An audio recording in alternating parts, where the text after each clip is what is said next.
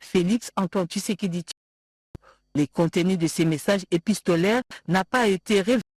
Toutefois, l'émissaire du président Bassirou Diomaye Faye s'est montré très optimiste sur la redynamisation de la coopération entre Dakar et Kinshasa.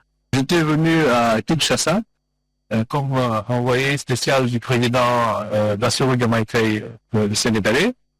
D'abord pour exprimer au président ses sentiments d'amitié et aussi lui transmettre ses salutations fraternelles. Et lui exprimer la satisfaction du président de la République sur la qualité des relations entre nos deux pays, qui sont excellentes. Nous sommes tous d'accord sur le fait qu'il ne peut pas y avoir des développements sans stabilité. Il ne peut pas y avoir des développements sans stabilité. Et sur les solutions qu'il faut pour la stabilité de la sous-région, donc le président Bassirou Diomaye Faye et le président Tshisekedi ont une totale convergence de vue sur les approches pour arriver à une stabilité sous-régionale de Sénégal et à plus de maritime pour le président Bassirou Diomaye Faye et le président Tshisekedi ont exactement la même vision. Il n'y a pas de solutions qui apporterait une paix. La question de la candidature de la République du Sénégal à la présidence de la Banque africaine de développement BAD a aussi été évoquée au cours des échanges. J'étais également accompagné de M. Roth, qui est le candidat du Sénégal pour la présidence de la Banque africaine de développement. Nous avons parlé de cette banque, de la vision de notre candidat en a, qui est également de la vision du président lui-même sur ces questions du financement, du développement de façon générale. C'est la première fois qu'un officiel sénégalais de haut rang est arrivé à Kinshasa depuis l'avènement du président Bassirou. Cela augure une coopération bilatérale renforcée entre ces deux pays francophones. Parlons effort de guerre avec ce geste du Centre d'encadrement d'aide d'initiative au développement qui a remis un don de 20 tonnes de maïs à l'Académie militaire de Kananga au Kasaï central. C'est jeudi 10 avril 2025, l'Académie militaire de Kananga a reçu un important don des 400 sacs de maïs, soit 20 tonnes. Ces dons provient du Centre d'encadrement et d'aide aux initiatives des développements, CEDED en sigle, et est destiné aux nouveaux élèves officiers de cette prestigieuse institution. Ces gestes s'inscrivent dans le cadre de l'effort de guerre lancé par les présidents de la République et commandant suprême des forces armées, Félix Antoine Tshisekedi Tshilombo, en réponse à l'agression injuste que subit notre pays, la République démocratique du Congo, de la part du Rwanda, sous couvert du M23. Madame Jenny Feza, coordinatrice nationale de CEDED, s'est exprimée au nom de la présidente de l'organisation, Madame Onej Ntelemimpa. Elle a réaffirmé l'engagement de CEDED à œuvrer pour le bien-être des populations, notamment à travers des actions concrètes sur le terrain. Ce geste s'inscrit dans notre engagement continu à contribuer au développement des secteurs clés, notamment l'éducation et la sécurité pour un avenir meilleur et prospère. Nous sommes fiers de pouvoir apporter notre contribution et de témoigner de notre solidarité envers ceux qui se sacrifient pour la défense et la sécurité de notre nation. La cérémonie s'est déroulée en présence des autorités militaires, politiques et civiles. Le gouverneur de la province du Kasaï central a salué un geste fort et symbolique qui témoigne d'un véritable engagement citoyen. C'est le moment pour moi de remercier et de féliciter très sincèrement la fondation qui a pensé à remettre quelque chose à cette académie militaire. Il faut noter que cette action est le fruit d'un effort collectif, celui des femmes paysannes et des exploitants agricoles du territoire de Demba, mobilisés pendant plusieurs mois sous la coordination de leur présidente, Madame Onej Ntsele.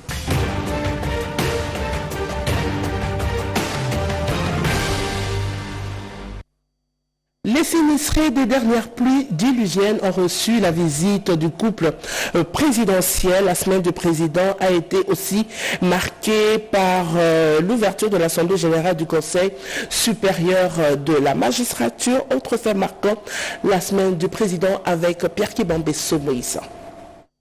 Une catastrophe naturelle, les pluies diluviennes qui se sont abattues sur la ville de Kinshasa dans la nuit du 4 au 5 avril ont causé d'importants dégâts humains et matériels dans des quartiers des municipalités de la capitale.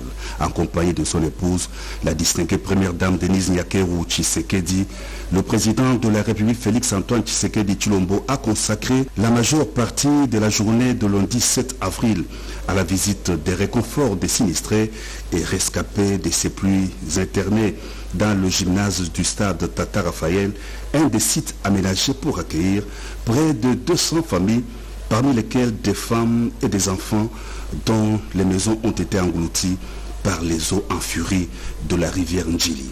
Le couple présidentiel s'est ensuite rendu au centre de santé de référence de Vijana, dans la zone de santé de Lingwala, où 20 sinistrés étaient admis depuis dimanche 6 avril. Le chef de l'État et la distinguée première dame ont fait le tour des salles pour s'imprégner des conditions de prise en charge des patients accueillis dans ces centres, tout en saluant l'élan de solidarité manifesté par la Fondation Denise Nyakeru Tshisekedi et d'autres personnes de bonne volonté. Le président de la République a instruit le gouvernement de prendre des mesures en faveur de tous les sans-abri. Le Conseil supérieur de la magistrature a tenu son assemblée générale ordinaire, sa toute première depuis sa création en 2008. Dans l'amphithéâtre Marcel Liaou, au siège de la Cour de cassation, le président de la République, magistrat suprême, Félix Antoine Tshisekedi Tshilombo, a procédé au lancement des travaux de l'Assemblée générale du Conseil supérieur de la magistrature. Dans son discours, le chef de l'État a appelé les magistrats à rendre une justice intègre sans céder aux pressions ni aux intérêts privés. Les magistrats doivent être garants d'une justice qui assure, rassure et protège les droits fondamentaux des citoyens. Une recommandation du magistrat suprême. Reçus tour à tour à la cité de l'Union africaine, 4 nouveaux ambassadeurs respectivement de l'Ouganda, de l'Ukraine, du Soudan et de Venezuela ont présenté au cours de la semaine leur lettre de créance au président de la République Félix Antoine Tshisekedi Tshilombo. Kalousa Farid est le nouvel ambassadeur de l'Ouganda en République démocratique du Congo. Le diplomate ougandais est détenteur d'un diplôme de master en économie quantitative. Reçu à son tour par le chef de l'État, l'ambassadeur de l'Ukraine en RDC, Vassil Amianim, est diplômé en philologie et en traduction du chinois et de l'anglais de l'Université nationale Taras Shevchenko de Kiev. Il a exercé de nombreuses fonctions au sein de la diplomatie ukrainienne avant d'être affecté comme ambassadeur en République d'Indonésie et représentant de l'Ukraine auprès de l'Association des Nations d'Asie du Sud-Est. Osman Hussein Alamin Hamed est le nouvel ambassadeur du Soudan en République démocratique du Congo. Il est détenteur d'un haut diplôme en traduction français-arabe de l'université de Khartoum. Le diplomate soudanais a été ambassadeur au Sénégal, ambassadeur adjoint du Soudan en Belgique et directeur exécutif au bureau du ministère de l'Aide et de la Sécurité sociale. Madame Laura Evangelia Suarez a présenté ses lettres de créance au président de la République en qualité d'ambassadeur de la République bolivarienne du Venezuela en République démocratique du Congo. Elle occupe les mêmes fonctions en République du Congo et en République centrafricaine. Elle est détentrice d'un diplôme en études internationales de l'Université centrale du Venezuela. La semaine qui s'achève a été marquée par l'élan de solidarité aux sinistrés des inondations à Kinshasa. Des mesures pour éviter les épidémies ont été annoncées et expulsion cette semaine de Christian et Conson vers les États-Unis pour y être jugés. Le gouvernement et l'ANAPI ont renforcé leur stratégie d'attraction des investissements à Abu Dhabi. Au cours de la semaine qui s'est achevée, l'actualité est restée dominée par les inondations à Kinshasa après les pluies diluviennes qui se sont abattues dans la capitale le 4 et le 5 avril. Le gouverneur de la ville s'était personnellement investi sur le terrain pour évaluer l'ampleur des dégâts. À cette occasion, un appel à la solidarité pour soutenir les victimes en cette période difficile a été lancé. Toujours dans ces mêmes chapitres, un briefing spécial a été organisé. Le ministre de la Communication et Médias a convié 3 ministres concernés directement par ces drames. Il a insisté sur le fait que le gouvernement prend en charge toutes les personnes en détresse. Dans cet élan de solidarité, la ministre des Affaires sociales, Action humanitaire et Solidarité nationale était au chevet des sinistrés et blessés de ces pluies torrentielles. Dans sa gibecière, de vivre et non-vivre pour réconforter ces victimes dans quelques sites d'hébergement. Elle était également dans les hôpitaux Vijana et mères et enfants pour un soutien aux malades victimes des inondations. Elle n'est pas restée indifférente face au drame qui a touché une partie de la population quinoise suite aux inondations provoquées par le débordement de la rivière Ndjili après les pluies diluviennes. Maman Marthe Kassalou, à travers sa structure AFEPRO, était dans quelques sites d'hébergement pour apporter un soutien aux victimes de cette inondation. Un offre de soulagement pour les habitants de la partie est et au centre de la capitale qui pendant 4 jours de pénurie d'eau potable suite aux dégâts subis par la régie des eaux à la suite des dernières pluies. L'eau coule de nouveau au robinet dans quelques communes de Kinshasa.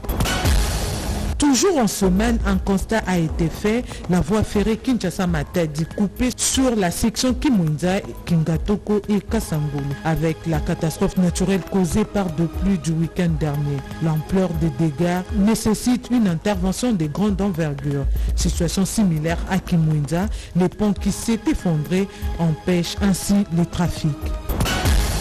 Changeons de chapitre, la RDC était représentée à ce grand rendez-vous mondial annuel Investment Meeting Congress 2025 par la première ministre Judith Suminwa, qui, au cours d'un débat avec les leaders mondiaux, a représenté la RDC comme une terre d'opportunités malgré ses défis. Dans les mêmes cadres, la chef du gouvernement a obtenu pour le port en eau profonde des bananas des engagements des DP World, le 3e plus grand opérateur portuaire mondial. Et puis en éducation nationale, un nouveau logiciel vient d'être mis en place. Cet outil informatique demeure une solution numérique innovante pour simplifier, fiabiliser et écourter les délais des processus de correction automatique de l'examen d'État, afin d'aboutir à une publication plus rapide des résultats. En justice, démantèlement d'un réseau mafieux de fabrication des faux passeports et de délivrance des faux visas. Les incriminés vont écoper une peine de 20 ans de prison assortie des amendes transactionnelles. Et pour terminer cette rétrospective, Kanyama KCC va se transformer en une véritable destination touristique. Il passe d'un simple centre de formation agricole à une cité moderne. L'aérodrome, baptisé Général Denis Kaloumé, nom du premier commandant du service national, accueille des petits porteurs et c'est grâce au dynamisme du commandant du service national, le lieutenant général Kassongo Kabouik.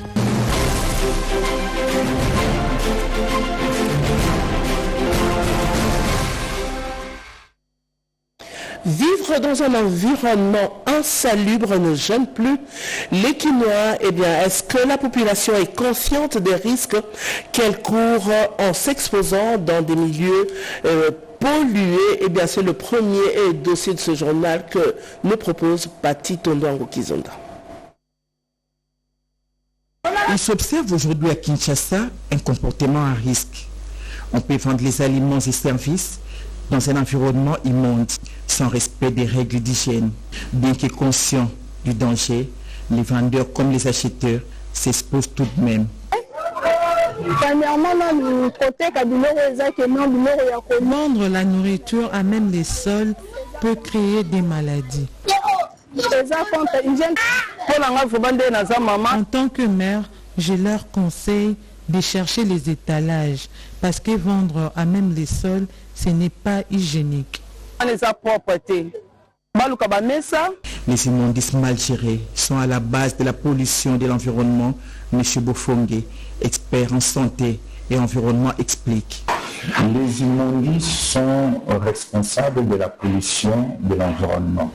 Ils s'encrisent et libèrent des nutriments, notamment l'azote et les phosphores, et ils sont responsables de plusieurs maladies. Ils peuvent, à la longue, lorsqu'ils produisent de l'azote et les phosphores, favoriser la prolifération des algues. Et lorsque les algues sont en grande quantité, vous avez des toxines, et les toxines sont responsables de plusieurs maladies, notamment la dégradation du foie, des complications respiratoires, des irritations au niveau des yeux, des douleurs abdominales. Les déchets, l'usage des récipients souillés, le main non lavé sont des occasions pour les microbes de se propager, cibles des maladies qui peuvent s'avérer fatales.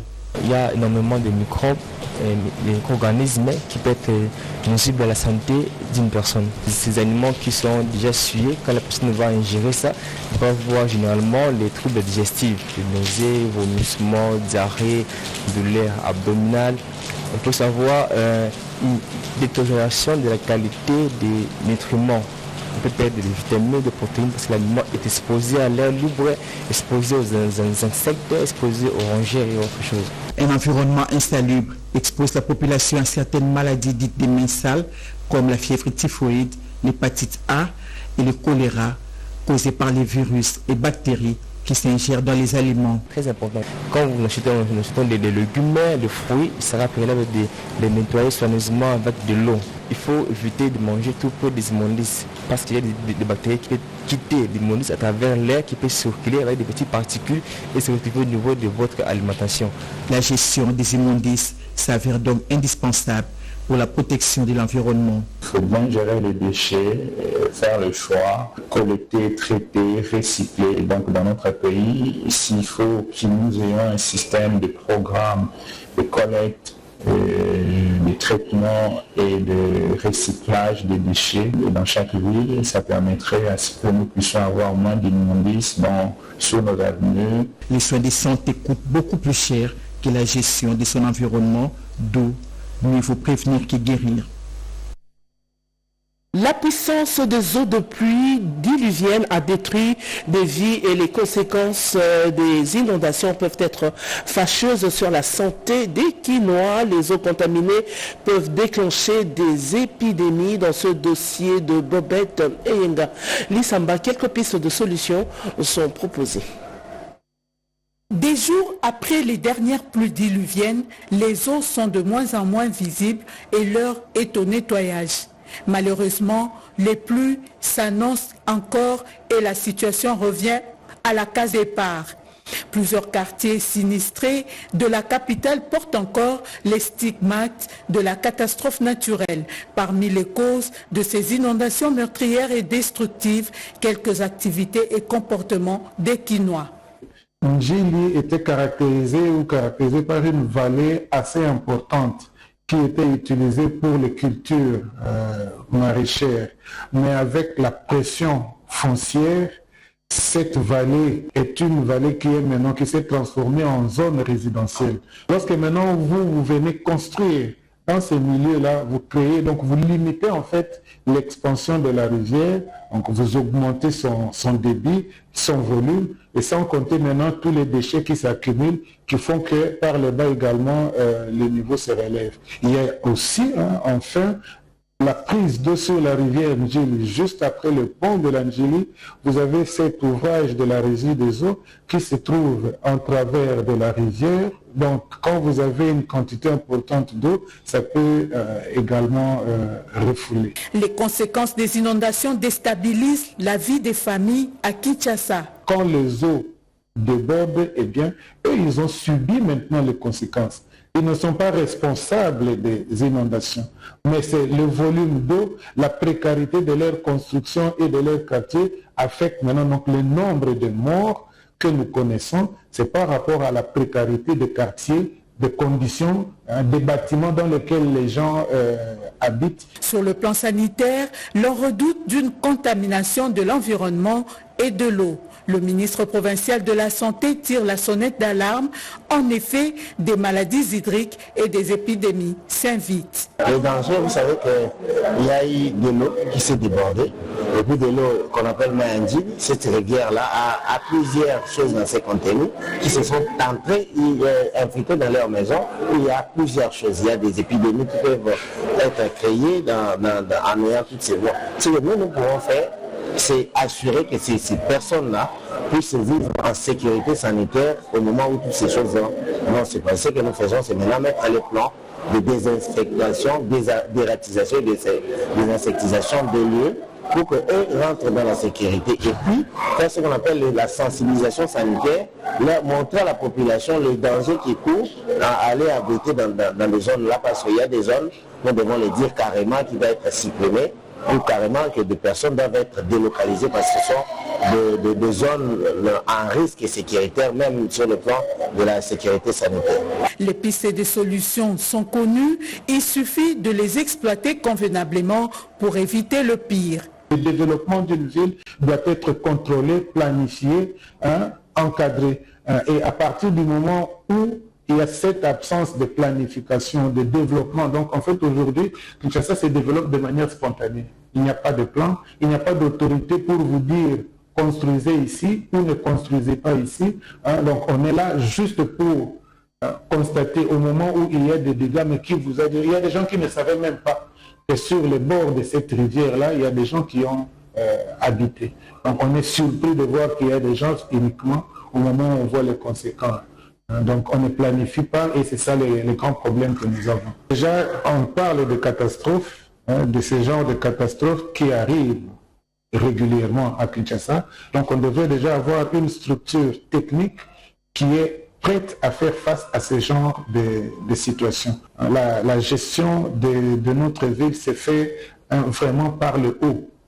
Et ce n'est pas bon. Une gestion devrait se faire par le bas, par les autorités les plus proches des populations. Parce que si on doit attendre le gouverneur ou le président pour constater qu'il y a des constructions anarchiques dans une ville de 10 000 km², ce ne sera pas efficace. Donc il faut vraiment réfléchir sur la gouvernance de la ville, comment gérer la ville. Avec les prévisions météorologiques annonçant des pluies diluviennes sur la ville capitale et dans d'autres villes congolaises, il y a lieu de prendre des dispositions nécessaires pour prévenir et gérer les risques d'inondation en RDC.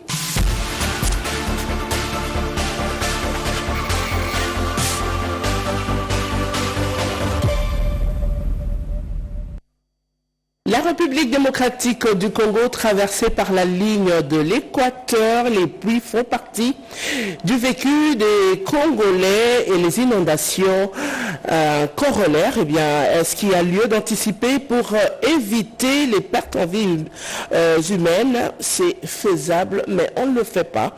Encore, il faut stopper cette recrudescence. C'est le sens de cette chronique que nous propose Edith Chala. La célébration des Kwibuka 31 à Kigali au Rwanda finit par faire tomber les masques. Le mensonge a atteint ses limites. Toute la construction autour de cet événement tragique, le temps s'est chargé d'en nettoyer la saleté et la situation dans l'est de la RDC a prouvé que les chantres de la thèse actuelle à Kigali ont aussi les mains dans le sang que les génocidaires de 1994. Beaucoup de massacres ont eu lieu dans l'est de la République démocratique du Congo et les auteurs sont pour certains dans ces célébrations des Kwibuka depuis 1995. En 1994, des centaines de milliers de personnes de la communauté Tutsi ont été sauvagement assassinées, les Hutus modérés et les Tutsis aussi. Parler du génocide rwandais est donc une vérité historique. Il est urgent d'agir pour que ça ne se reproduise plus, ni au Rwanda, ni ailleurs, surtout pas en RDC.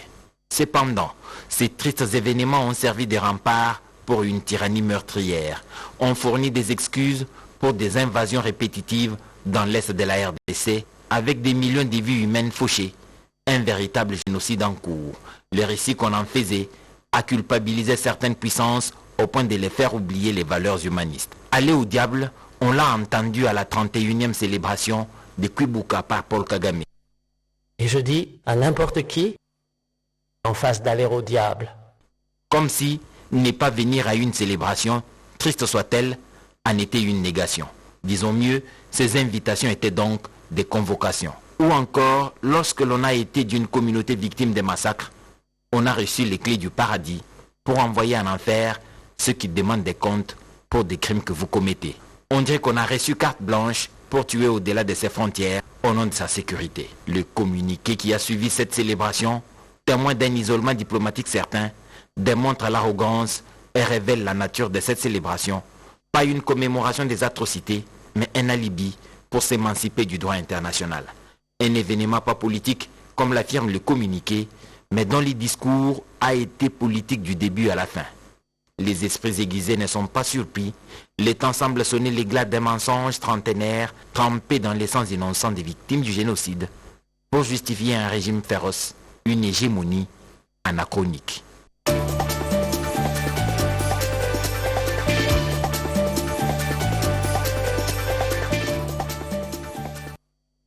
Merci Edji Chala pour cette chronique qui est revenue sur la célébration du génocide rwandais. À présent, la rétrospective des quelques sujets qui ont fait la une des journaux parus cette semaine dans la presse écrite avec Jean-Pierre Ndolo Desbazons.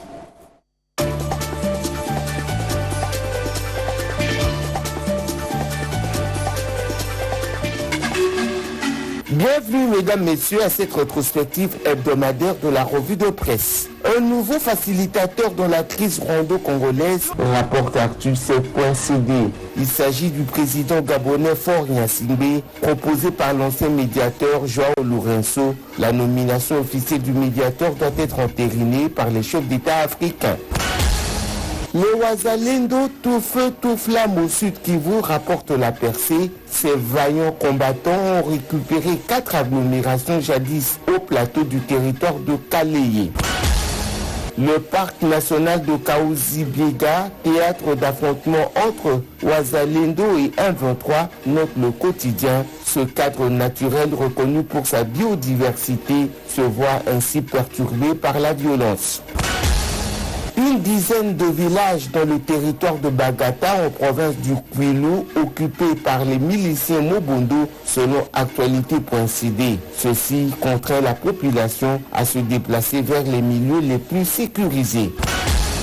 La situation humanitaire se détériore davantage dans le nord Kivu et le sud Kivu, titre le potentiel.cd. C'est une alerte des organismes humanitaires dont la Croix-Rouge.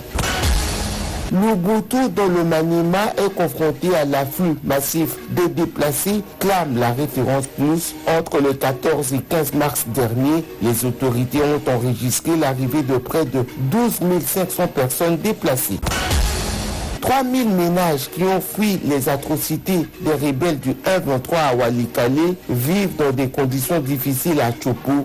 À en croire 7sur7.cd, des familles dorment à la belle étoile sans assistance. Plus de 240 enfants dans le Tanganyika à la merci de la poliomyélite, titre Forum des As. Ces derniers sont paralysés et privés définitivement de la mobilité normale. La voie ferrée Kinshasa-Matadi est paralysée. Le désastre sur cette voie est incalculable, constate le phare. Cette situation est consécutive à la pluie du 4 au 5 avril dernier. La Codeco appelle au boycott des activités à Goma, livre forcetime.cd, ceci à la suite de la prétendue reprise des activités bancaires annoncée en grande pompe par l'AFC 123. C'en est fini pour cette édition d'information. L'actualité, la grande édition de la mi-journée revient à 13h30. D'ici là, portez-vous bien.